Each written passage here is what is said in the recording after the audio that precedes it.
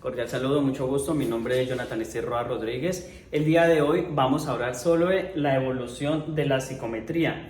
Dentro de esto voy a dar un concepto así bastante rápido, que es una rama de la psicología que estudia la medición de las variables psicológicas. Dentro de estas tenemos la inteligencia, la personalidad, la motivación, que mediante un diseño de aplicación, análisis e instrumentos psicométricos, que son los TECS según Aiken en el 2000.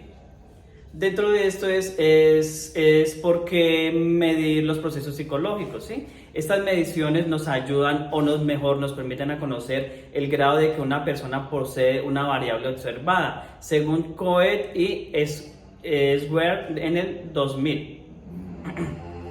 Dentro de estos son los instrumentos psicométricos que se van a aplicar. Uno de estos es el WISE 4, que es el cual nos mide la escala de inteligencia según Wechsler, que también evalúa las capacidades específicas cognitivas. Otro de esto es el MMPI, que es un instrumento para evaluación de la personalidad y la psicopatología. Otro de estos textos que se utiliza mucho es el 16PF, que es un cuestionario de 16 factores de personalidad de Cattell, donde evalúa los rasgos de la personalidad en diferentes contextos.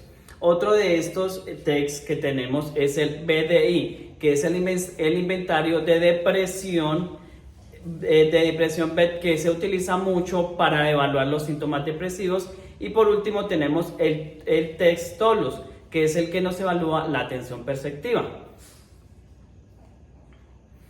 Dentro de esto vamos a hablar sobre la historia de la evolución de la psicometría. Uno de estos es la etapa 1, que es los antecedentes remotos, que va desde el año 1840, donde nos dicen que se reconocen las diferencias individuales, según Hipócrates y Platón. También se ven observaciones empíricas sin instrumentos. Hasta el momento pues no hay nada confirmado. Dentro de esto la etapa 2, que son las raíces, ¿sí? Según Frances Galton, donde ella nos habla sobre la medición y las habilidades sensoriales y diferenciales. Otro autor también de estos fue Wilhelm Wundt, quien él es el creador del primer laboratorio psicológico experimental, que lo creó en 1879. Otro de estos es James McCain Cattell, quien introduce el término de TECS mental. Esta va de 1880 a 1915. Vamos a hablar sobre la etapa 3, que es el florecimiento, que va desde el año 1915 a 1940, donde Alfred Binet y Theodore Simon crean la primera escala de inteligencia, que fue en el año 1905. Charles Spearman, quien introduce el factor G de inteligencia y los métodos estadísticos con el análisis factorial. Ahora vamos con la etapa 4, que es la consolidación, que fue de 1940 a 1961, donde en esta época de las guerras mundiales impulsan el uso del TECS para la selección militar, donde se desarrollaron pruebas de personalidad y actitudes. Con respecto a los avances en Colombia en base a la psicometría, para la llegada de Colombia en 1939, nuestra autora Mercedes Rodrigo, quien crea la sección de psicotecnia en la Universidad Nacional, donde se integran test norteamericanos y europeos. Dentro de estos test tenemos el Army-TECS, el Toulouse, el Pierron y el Toustoner.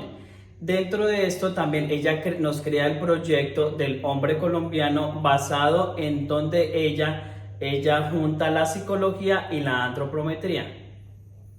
Para los avances del siglo XX y el siglo XXI, entonces ya entra la teoría clásica de los test y la teoría de la respuesta de los ítems, donde la incorporación de los software estadísticos y de los test digitales y adaptativos. Ahí es cuando ya entra la parte más tecnológica, donde entra la mayor preocupación por la validez de estos tests, donde entra a la confiabilidad y la ética de la evaluación psicológica para la aplicación de este siglo, que fue en 1966.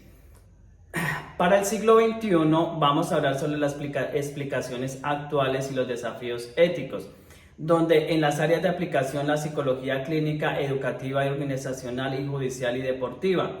¿Cuáles son los desafíos que implica en esta época? Es el uso responsable del consentimiento informado, la confidencialidad y la estandarización cultural.